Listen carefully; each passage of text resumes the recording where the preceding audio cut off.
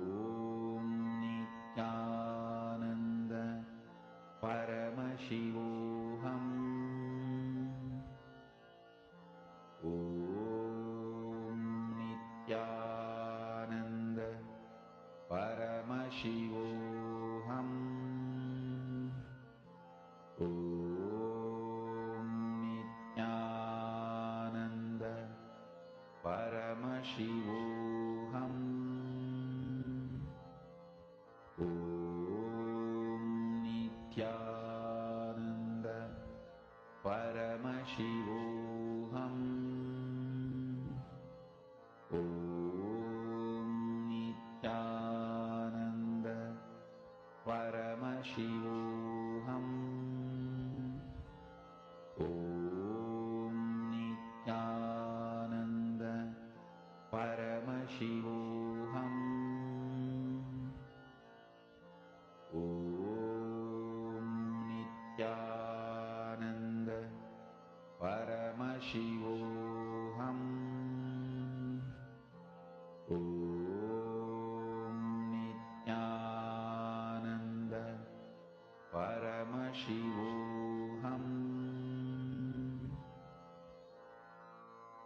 Mahā spiritual lullaby for samadhi, and Suprabhatam, wake up call, wake up song for Paramashiva. This Mahā is spiritual lullaby for you to fall into samadhi. Suprabhatam, wake up song for Paramashiva to wake up in you. Just remember this one powerful cognition. This Mahā puts me in samadhi. This is spiritual lullaby for samadhi, and Suprabhatam, wake up song for Paramashiva in me,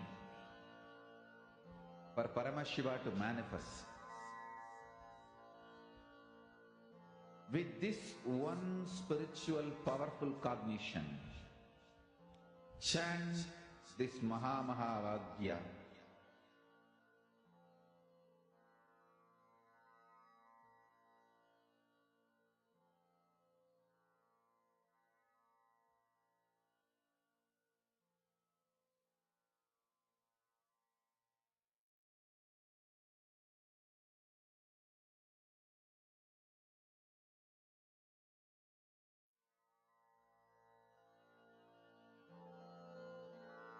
Mahā spiritual lullaby for samadhi, and Suprabhatam, wake up call, wake up song for Paramashiva, for Paramashiva to manifest.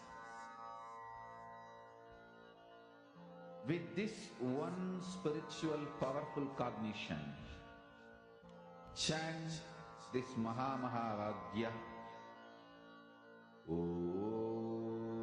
Nithyananda Paramashivoham. Om Nithyananda Paramashivoham. Om Nithyananda Paramashivoham. Om Nithyananda Paramashivoham. Om